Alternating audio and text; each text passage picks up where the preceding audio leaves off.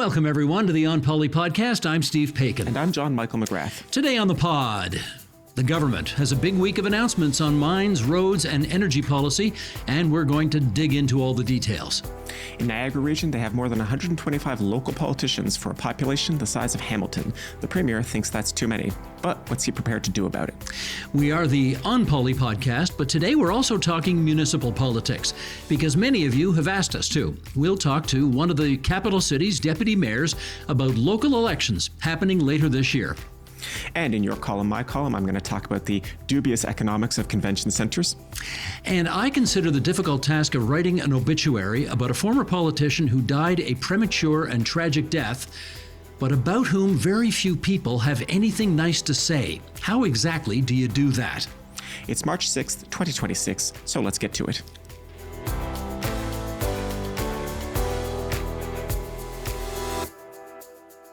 JMM, Sir. As always, a little sugar to start with. Yes, indeed. Now, my childhood was filled with playing Pac-Man, and that looks like Pac-Man on your t-shirt today. Yes, I have Pac-Man eating the planets of the solar system. Unfortunately, this is not an orthodox t-shirt. It has only 8 planets and not the correct 9 that all right-thinking people recognize. Pluto is missing, is what you're saying. Pluto is missing, is what I'm saying. Yeah. But no political or current affairs significance to this shirt. I saw it a few weeks ago. I liked it. I bought it, and now I'm wearing it on TV. Okay, it looks good, and it looks good on you. Looks good on you. I went today, no Premier on my chest today. Yes. I went today because the weather has been so warm lately. Yes. I am already allowing my mind to flow to the summer when I expect to be, and I'm going to stand up here for a second so you can see this. That is a beautiful canoe on water with the word Ontario there, because I hope to have my slightly overweight body in a canoe on some body of water in Ontario. Not too many months down the road from now. Yes. We're allowed to think about it a little bit. But I did not want this anniversary. This has nothing to do with a political anniversary. Yes. However, stand by. Don't go anywhere. This does. We're now a prop podcast. Yes, this does. This is, I guess, they handed these out at the Ontario Liberal Leadership Convention, which took place 6 years ago this weekend. Would you call that a placard? I would call it a placard, yeah. Yes. This is from the guy who obviously ended up winning, Stephen Del Duca. He won on the first ballot. And he wrote a very nice, I collect this stuff. So he wrote a very nice thing here.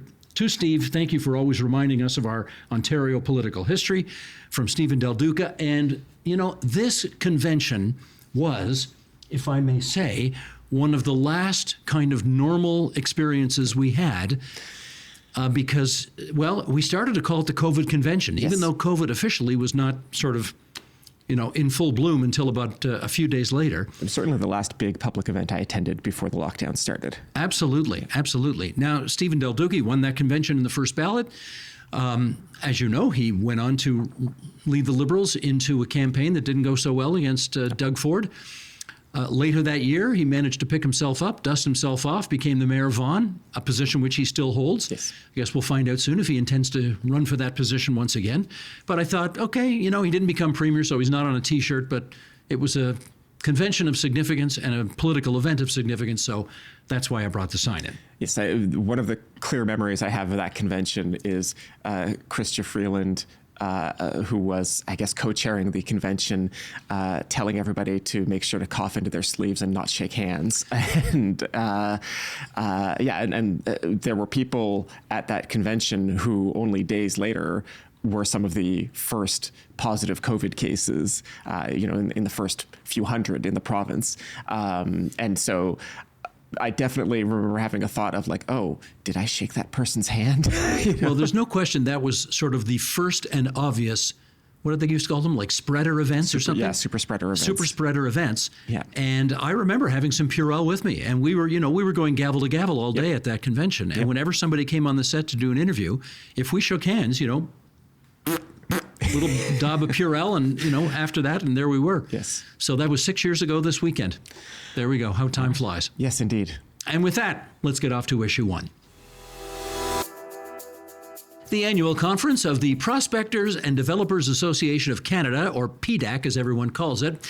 Well, it's one of the world's largest mining conferences and an annual must-attend appointment for both provincial and federal politicians.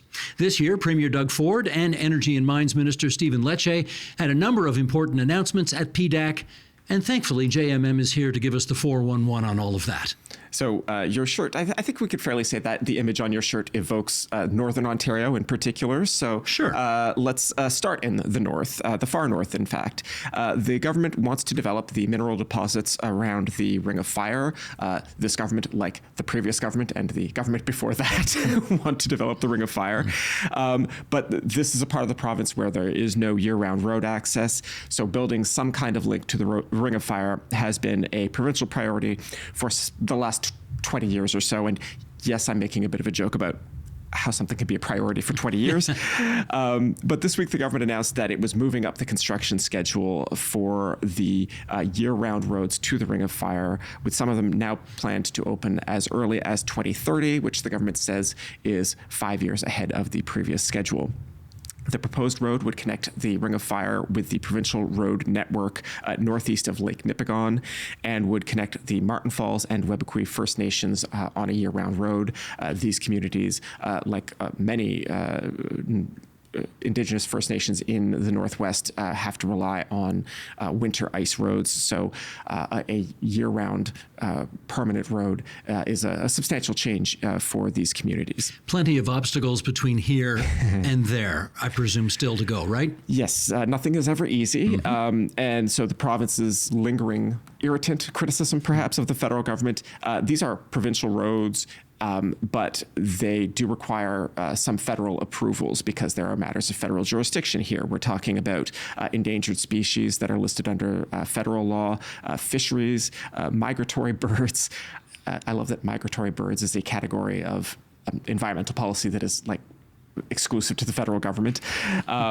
And navigable waterways. These are all areas of federal jurisdiction. These are all areas where the federal government will have to give approvals and permits for these roads to go forward. The province, of course, did take the opportunity to say to the federal government, hey, as much as we value our great partnership with the federal government, if you guys could really get a move on with these approvals, that would be nifty. We've talked before on the podcast about Bill C5, which was the federal version of this, and Ontario's Bill 5, which both of these pieces of legislation give the respective governments very broad powers to issue exactly these kinds of approvals more quickly than previous legislation would have. So it's possible that Ontario might not have to wait very long to get these approvals. It is just March now, so maybe we could see some movement on this, at least on the policy side of things, before the end of the year. But we will see what we see. So that is a more ambitious effort by the government of Ontario as it relates to the Ring of Fire. Yes. What else you got? Right. This was interesting. The Energy and Mines Minister, Stephen Lecce, also announced a National Energy Corridor Agreement. Technically, this was not an announcement made at PDAC, but all of the premiers were in town attending PDAC, so I'm going to shoehorn this into our category here. This is an agreement among several provinces and territories that would build a more interconnected power grid among the provinces. It includes British Columbia, Alberta, Saskatchewan, Manitoba, obviously Ontario, not Quebec, and then several other provinces and territories. There is obviously some electricity trade between Canadian provinces right now. Ontario trades electricity both with Quebec in a very big way and Manitoba to a smaller extent.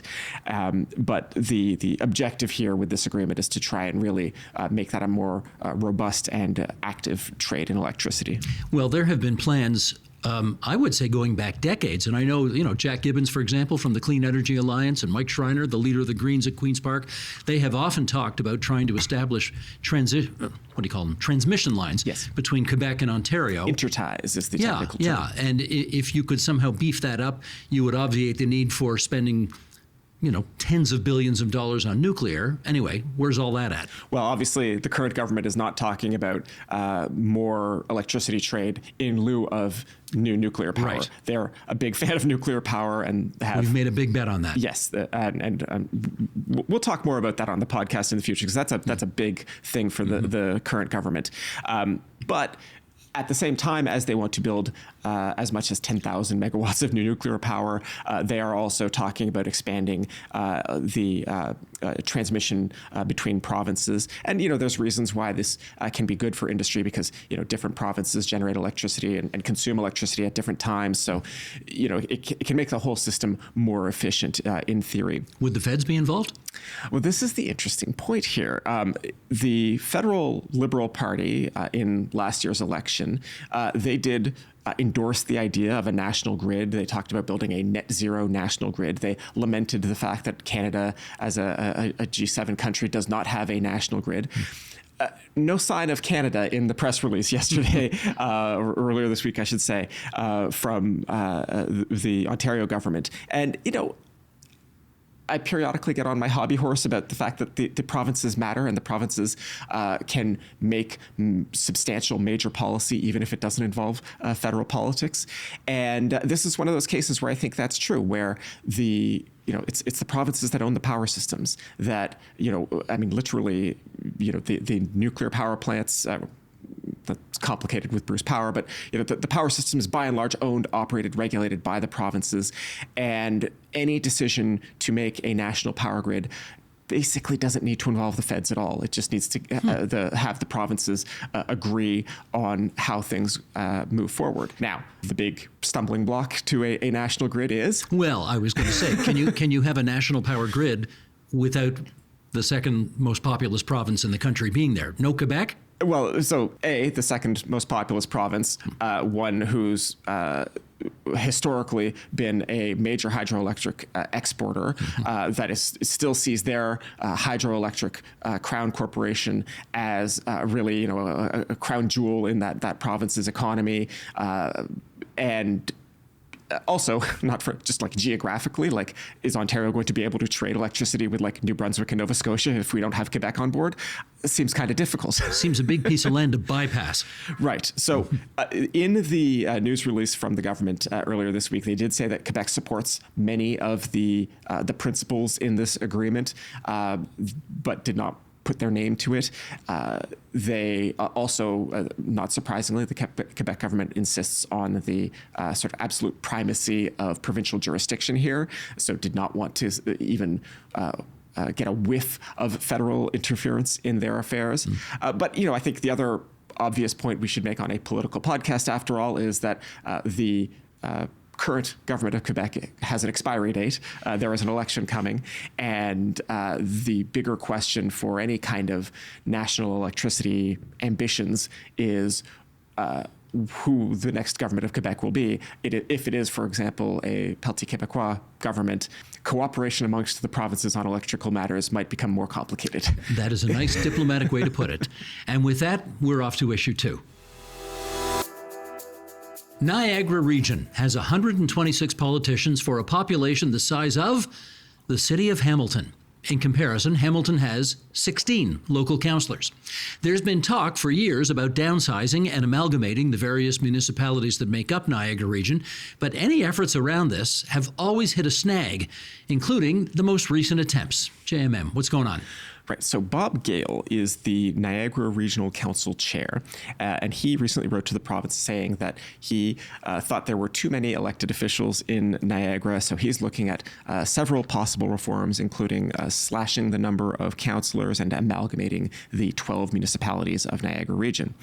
It is worth noting here that when the Ford government was elected, they announced a proposal to make major reforms to the system of regional municipalities we have in Ontario. It's kind of a peculiar system that you don't necessarily see a lot of in other jurisdictions, but it has worked for us for a few decades. But that proposal to make major changes to regional government did not really go anywhere, in part because the 2019 budget of the Ford government was so toxic that they kind of decided to lay low for a while and not make any changes, and then COVID happened.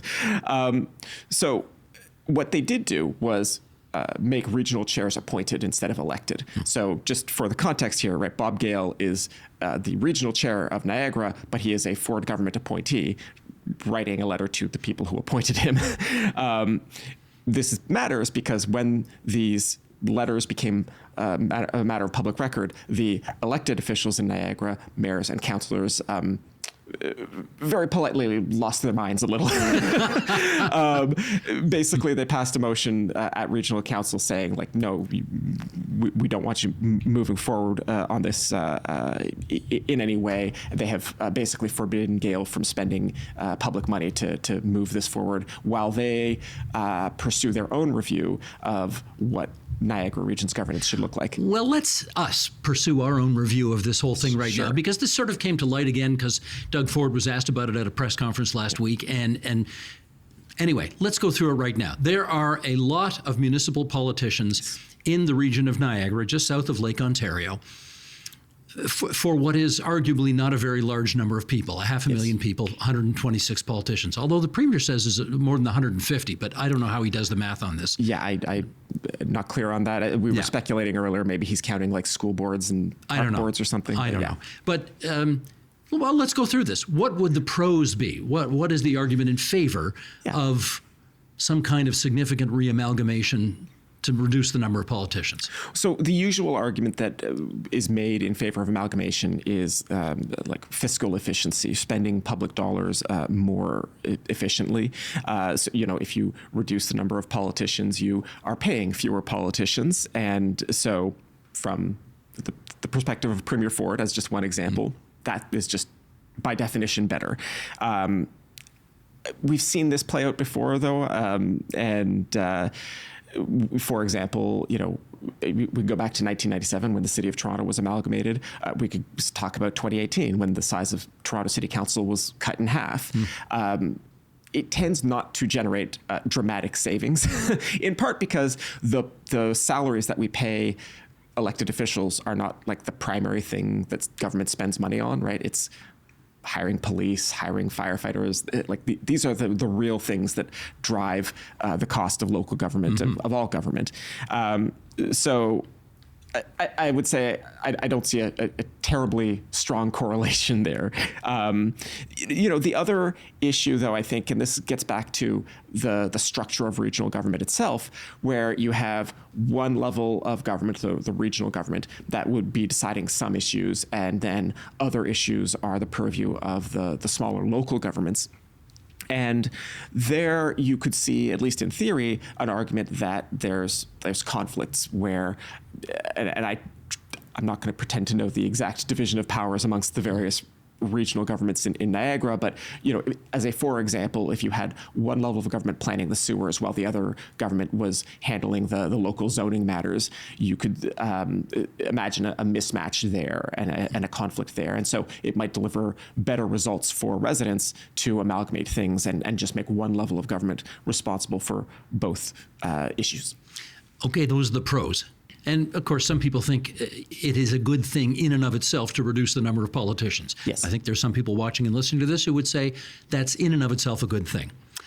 How about the other side of the coin? What would be the reasons not to do this? Well, so the flip side of having fewer politicians is less local representation. And I mean that both sort of numerically, right? Like just having fewer elected officials available. Again, I'm going to refer to Toronto City Council. I mean, when council was cut in half, that doubled the number of voters and citizens that each councillor was responsible for representing. That makes their job more difficult. I've spoken to a councillor who, said that, just the difference of events and places where a councillor needs to be in their ward. When you double the size of their ward, it suddenly makes it extremely difficult just to respectfully attend all the different parts of your community. Our audience could probably guess I'm kind of unsympathetic to the idea that this is going to be a way that saves lots of money.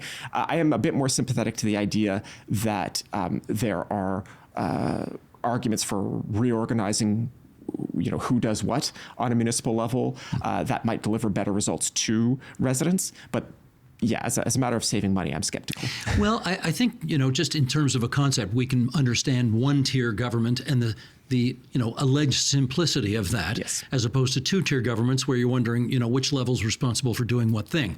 If you look at a map, you can see where the 416 is, the City of Toronto. Yes. If you look at a map, you can see where Hamilton is. This is now, Hamilton is no longer a two-tier. It's one tier since the year 2000. Ottawa, Carleton, same kind of yes, thing. Actually, can I stop you with just there for a second? Because Ottawa's a case that is kind of relevant to what I was talking about, the geographical spread of interests, where when Ottawa was amalgamated, it included a big chunk of what used to be Carleton County, and the rural communities there very quickly found out that they did not love being governed from City Hall in Ottawa, and a lot of rural resentment bubbled out of Carleton County that would end up being represented by groups like the Ontario Landowners Association. And, people who remember Ontario politics, people like Randy Hillier came out of the Landowners Association movement, and it was not exclusively about the particular details of the way that Ottawa was amalgamated. But when I talk about rural interests not always getting well represented in urban amalgamations, that's one case I would point to.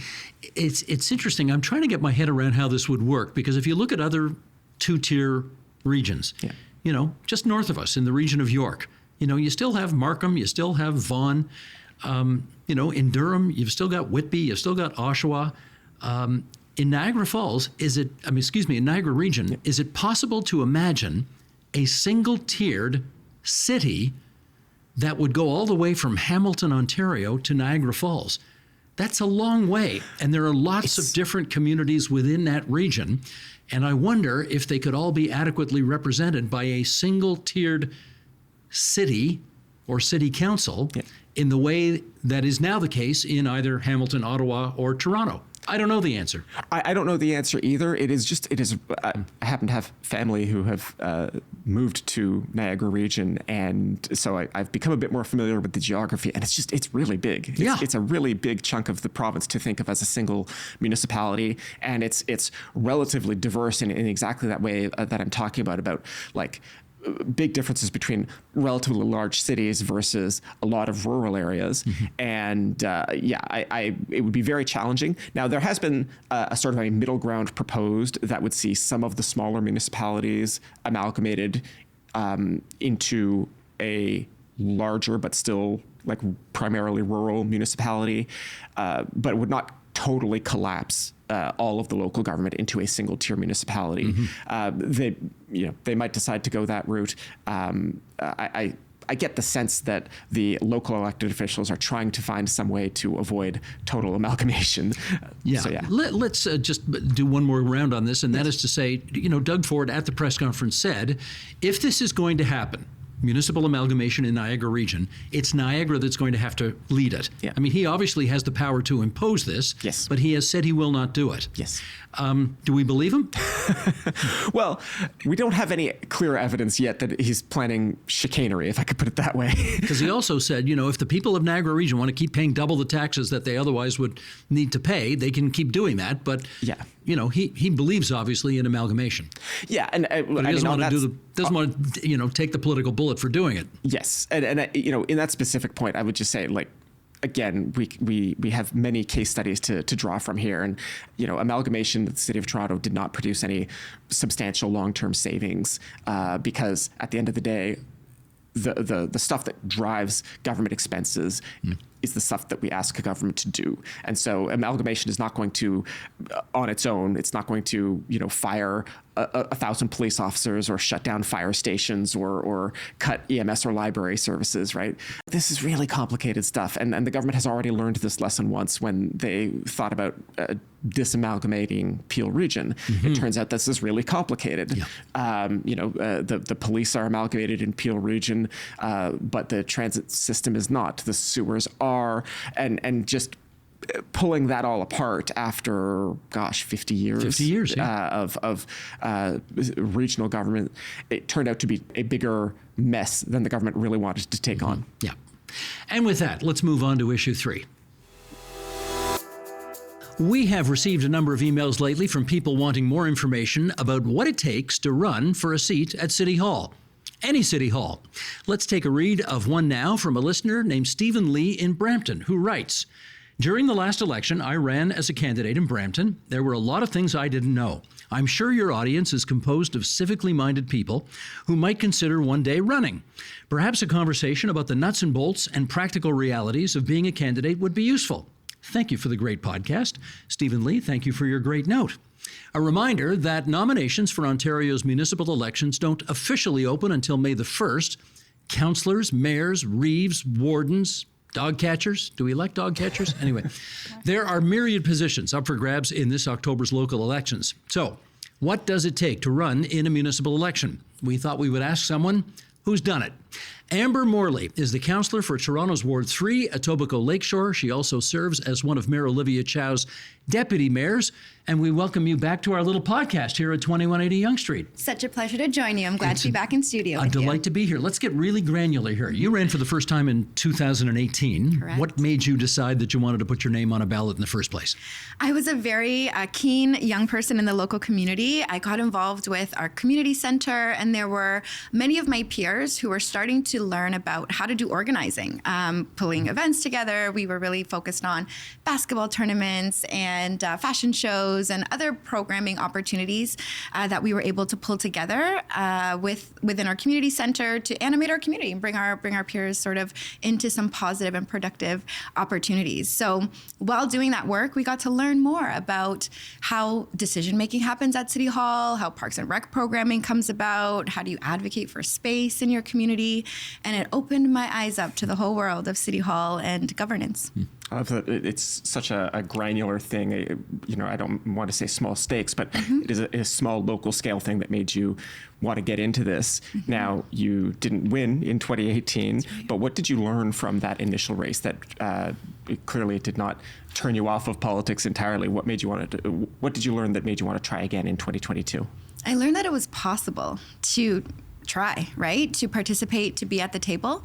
I learned that you could mobilize a huge amount of people and get people to share a message that resonates with community members.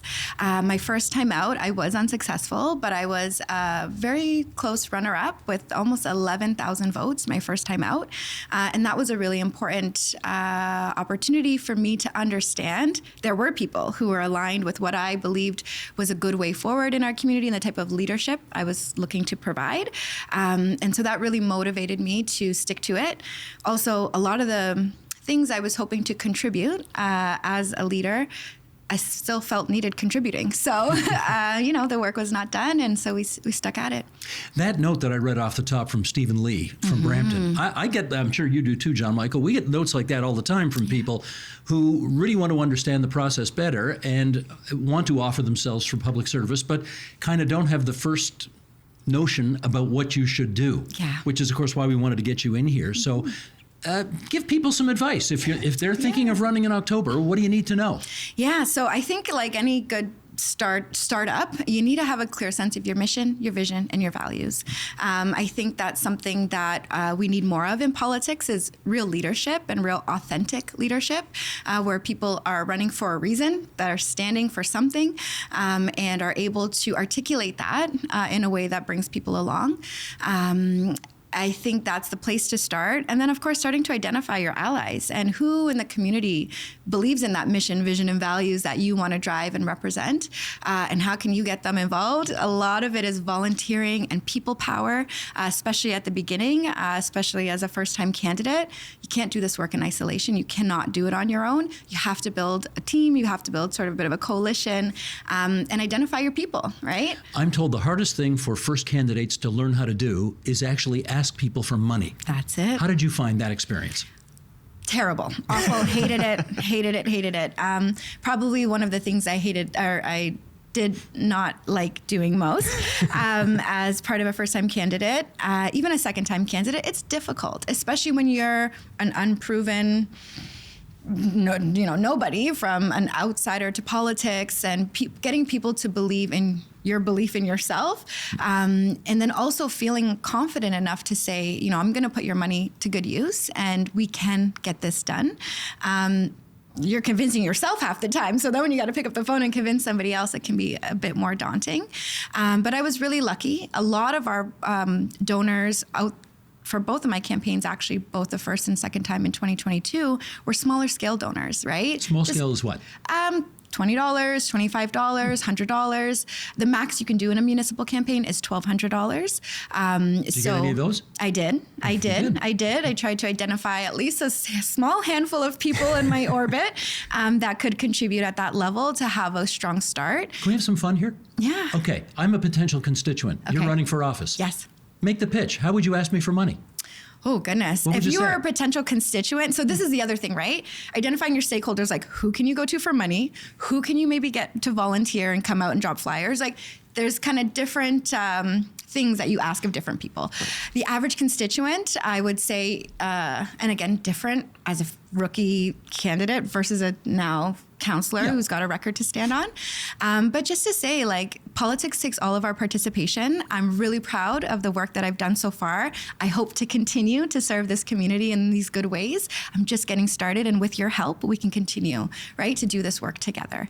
And you can go to my website and you can check out this information, and you can find ways, whether you want to do a financial contribution or come out and knock some doors with me and meet neighbors.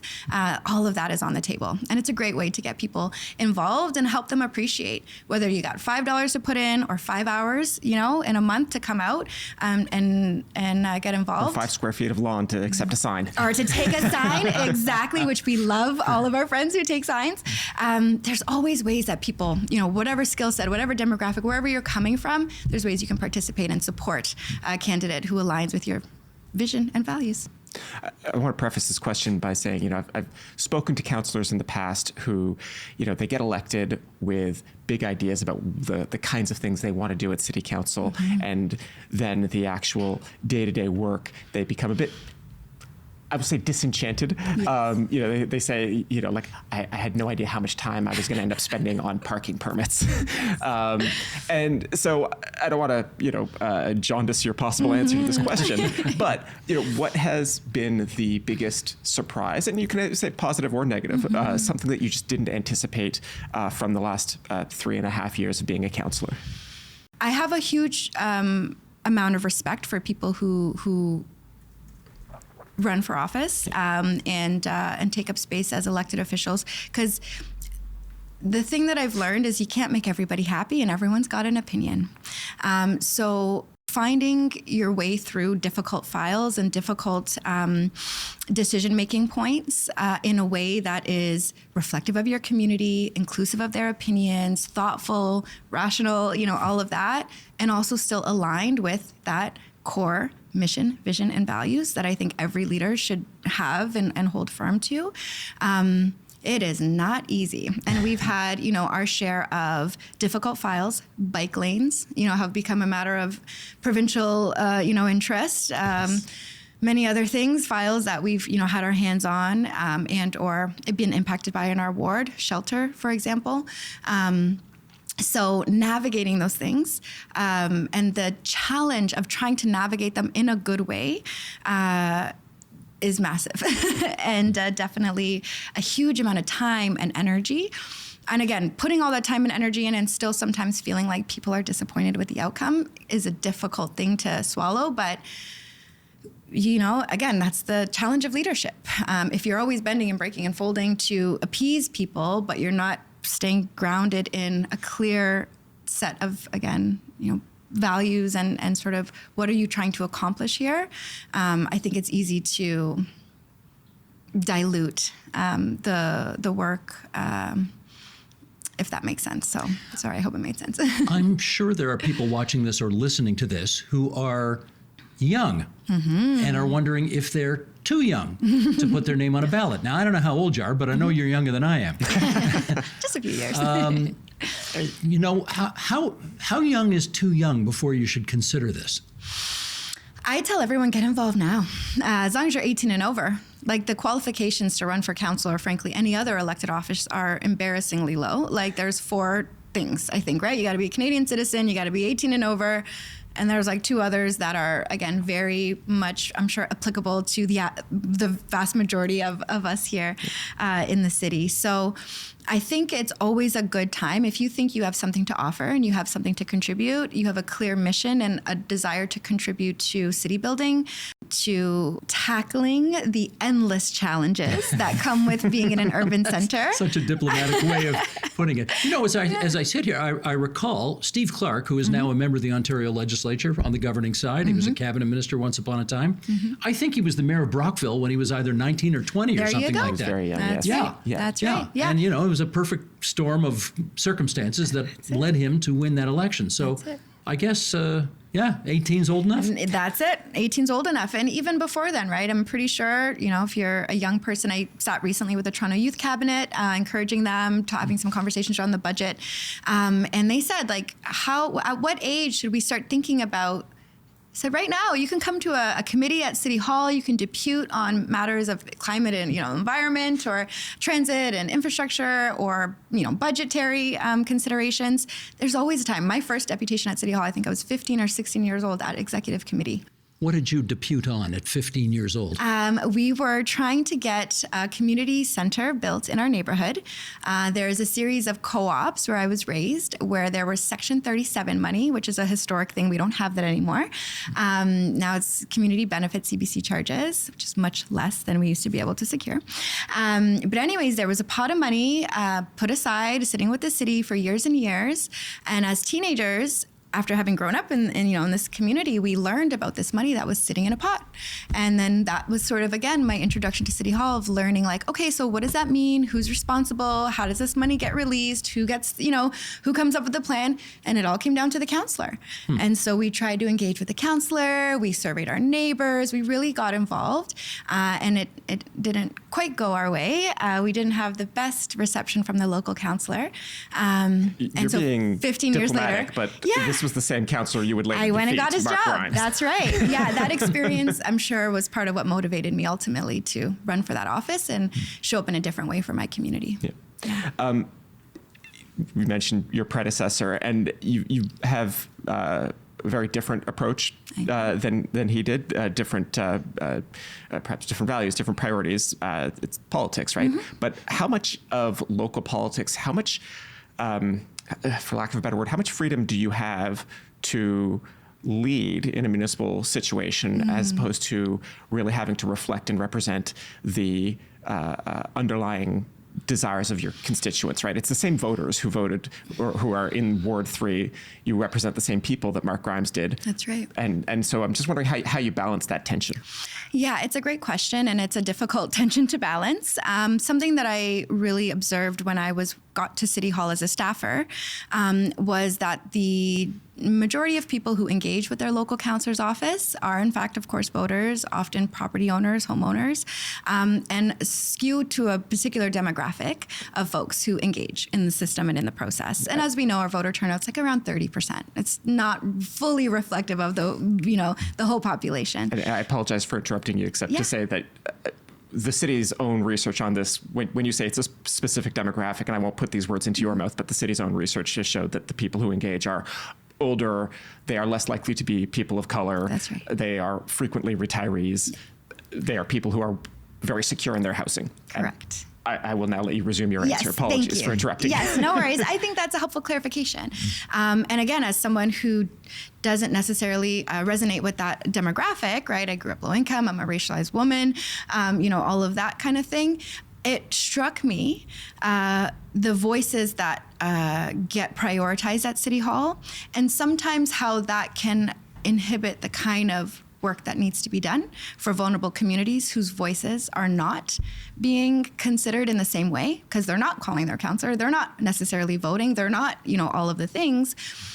But when we're making decisions just based on the loudest voices in the room, but not always the experts, the data, the social sciences that we should be, a little bit more, I think, attuned to as leaders. Again, it's a very tricky balance because I hear from my residents and their voices and their feedback and participation matters deeply to me, and we really go above and beyond to try to facilitate as many opportunities as we can to ensure that the community's voice is central to our perspectives and decision making. But I also understand as a leader that I have to sometimes think outside of just those voices. And I think for me, that's part of the reason I ran for politics, is because it's critically important in society that we have folks who can do both. Listen to the voices of their constituents and do their best to make sure that they are seen, heard, respected, while also balancing the pressures and priorities of a growing urban city and a growing urban center. So a good example on that is bike lanes on the Bloor corridor. That's something that had been previously approved before I got there.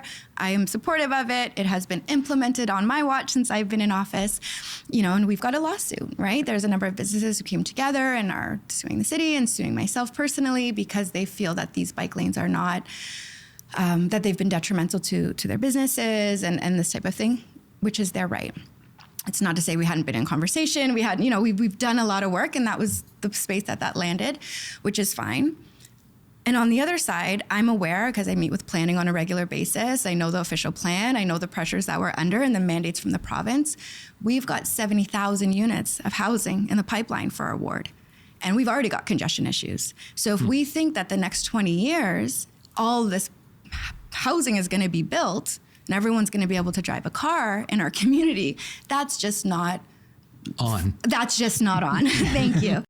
Let's finish up on this. We cannot have the deputy mayor, one of the deputy mayors of the city of Toronto here, Ontario's capital, without asking her about the massive news that came out this week, not just John Tory, the former mayor, deciding not to run again, but the premier's nephew, the former cabinet minister Michael Ford, thinking about running for mayor.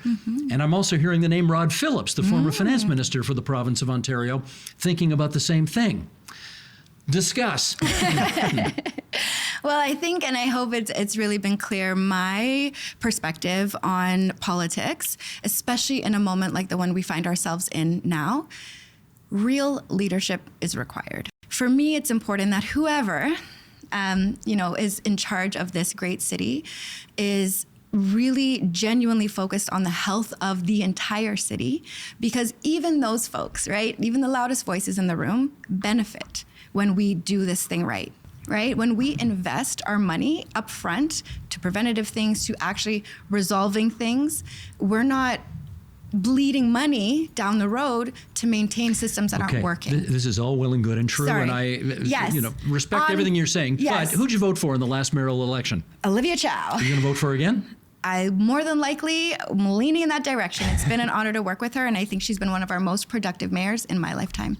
So you would be very happy if a whole bunch of people ran against her, splitting the anti-Chow vote. I love more people getting into politics because that means more conversations are happening, more people are paying attention, and hopefully our voter turnout gets higher and increased, because that's what we really need, is Torontonians paying attention, getting informed, getting empowered, and participating, right? Shaping up to be a very fascinating race. That's it. And We're looking forward to it. And very briefly, are you running for re-election? I would be remiss if I did not really take advantage of all of the learning and all of the seeds we've planted in this past term. I'm really proud of the record that I have, and I'm looking forward to getting back out in community to see if they'll have me back. That sounds like a yes. Yeah. You're filing your papers on the 1st of May? Well, I don't know about that. See, I'm managing this as an incumbent councillor. It's my first time being an incumbent. So how do you be a councillor to a ward bigger than Ajax while also being a full-time candidate? Lots of background thinking and work is underway, but I'm sure you all hopefully will be pleased with the outcome or our official announcement once we make it. But yeah, we're feeling good about the work, and again, really proud and privileged to serve the city. I can't think of what else I would rather be doing right now, and I hope to continue. That's Toronto City Councillor Amber Morley, who sure sounds like she's running for re-election. Thanks, Deputy Mayor, for coming into TVO tonight and having this conversation. Much appreciated. Thank you. Okay, time now for our regular feature. It's called Your Column, My Column, in which JMM and I have a little chat about the columns we wrote for TVO.org over the past week. JMM, which one are you going to pick on? You may not know this about me. One of my little crank beliefs is that I think convention centers are a terrible example of local government. There's a very good researcher in the US who has just looked at this from every different direction, and it's kind of a racket. Local governments become convinced that if they just build a bigger convention center, that they will attract more visitors and more business, and it almost never works out. And a handful of large convention centers in the U.S. Disproportionately draw all of the major conventions, but that is true almost regardless of what they spend on this. And I raise all this because earlier this week, the Premier revealed that the Ontario government is looking at some kind of revitalization plan for the Metro Toronto Convention Centre. The Toronto Star has reported that the province is looking at substantially expanding the Inner Care Centre, which is currently at Exhibition Place. These are public assets. The convention center is actually not publicly owned, but there's a Crown agency. The Inner Care Centre is owned by the City of Toronto. So in some sense, it behooves us to get the most money out of these assets that we own. I understand that argument. But we are going to just throw an enormous sum of money at an investment that makes no sense whatsoever. I was there that night when it was at the Toronto Region Board of Trade dinner, and Doug Ford was up there giving a speech. And the Premier, he can go off script every now and then. Sure can. And he sure went off script here, where he looked around the room and he said, this convention center, I hate it. I think it's the worst one around. Yes. We're 24th out of 25 in the biggest cities in the world in terms of attracting conventions. And he says, all you do here when you come to the Toronto Convention Center, you go down, you go up. You go down, you go up, which is true. There's a lot of escalators going up and down. But anyway, we were all looking at each other at the table saying, we're looking through the cop, where did this come from? Yeah. This was some real freelancing. And the Premier, who 2 minutes earlier was saying, we don't have a taxing problem here. We have a spending problem. Governments have got to spend less. And then he went on to say, we're going to spend $1 billion to build a new convention center that, I don't know, you seem to think we don't need. The whole problem is that there's no rational calculation here of supply and demand, right? There's no genuine, this is not even as virtuous or meritorious as a sports arena, like a pro sports arena. There's at least actually like consumers out there who want to go see sports games. The convention industry makes no sense to me. And additionally, this Premier and the position of the government of Ontario is currently that Toronto winters are so bad that bike lanes are an extraordinary waste of scarce urban space and we shouldn't cater to cyclists. Okay. Where has all of the growth in convention attendance happened? It's the American Southeast, the American Southwest, and California. It's kind of where the weather's good, Yeah. Like, where are people going to go in December, January, February? Yeah. I don't think Toronto is ever going to be competitive, except maybe if certain people get their wish and climate change is unabated for another century. So, found another reason to be cranky and get on a soapbox this week, and I will just reiterate that convention centers are a terrible waste of public dollars, and we should not build them. Okay. How about you, Well, Steve? I tell you, I had a very challenging assignment this past week. Yes. And the challenging assignment was this. I tend to write obituaries when they are required around here because, I've been around for a while and I have known and met a lot of people along the way. And when a person of significance dies, I think they perhaps ought to be remembered. And as a result, I tend to write these obituaries, which tend to get a lot of good feedback. How do you write an obituary about somebody who is very well known, but perhaps for not particularly good reasons, and who, during his political career, did not necessarily distinguish himself with his civil conduct or the way in which he did his job, but who died a premature and tragic death? Yes. So that's the challenge I had this past week, writing an obituary about a guy named Giorgio Mammoliti. Now, Giorgio was first elected, I think, in 1990 as part of the Bob Rae government. He was a New Democrat backbencher, never made it into cabinet, was a very kind of unhappy member of that government because he was very socially conservative. And, for example, when the Rae government tried to extend some rights to same-sex couples, Giorgio spoke rather harshly against it and certainly voted against it and was part of, I think, a dozen or more members of that government who voted against those attempts, and the bill failed. Anyway, after that, he ended up getting elected for almost 2 decades to Toronto City Hall and was a Toronto City councillor for a while. But again, said and did a lot of very odd, you might even say, like crazy upsetting things when he was at City Hall. And so I wrote this piece which basically said, You know, here's a guy who didn't do a lot of things that were particularly admirable during his public life. I'm sorry to have to say that, but that's the truth. It's an empirically provable fact, notwithstanding the fact that he died a very sad and tragic death. I think he had a fall. He fell down some stairs, I'm told, at his home, went into a coma, and never came out of it. Yeah. So on the one hand, a terrible tragedy for his family, but on the other hand, do I have an obligation to be kind of honest about what his public life was like? So I wrote this piece, which I hope people will look at, tvo.org, and I fully expected there to be a torrent of people sort of sending me emails or calling me and saying, how dare you write such a mean-spirited, nasty piece, which it wasn't, incidentally. I think it was just the facts, ma'am. And instead, I got quite the contrary. My feedback came in about 95 to 5 in terms of percentages of those saying, you weren't tough enough. Now let me share my Giorgio Mammoliti story with you. And maybe 5% of the people who dialed up said, shame on you for writing, such a piece. Yeah. Anyways, you try to find the balance. You try to do your job. Based on the feedback I got, I think I got the balance right, but who knows? I invite people to read the piece themselves and come to their own conclusion. Well, you mentioned civil conduct, and I think that has been a theme we have returned to time and again on this podcast, right? The desire, the need for civility in public life. And it's difficult when somebody like Giorgio Mammoliti, who was a councillor when I covered Toronto City Council so many years ago now. It's one thing to... we could talk about Doug Ford and his career as a Toronto City Councillor. Also, periodically said and did things that did not meet that threshold of great civility, if I could put it that way.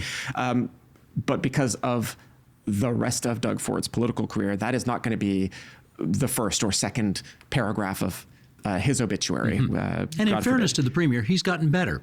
He has over the years, he's improved. My point is that, for Mammoliti, the difficulty in writing an obituary for him, of writing his story, is that unfortunately there was a lot of negativity and not much else.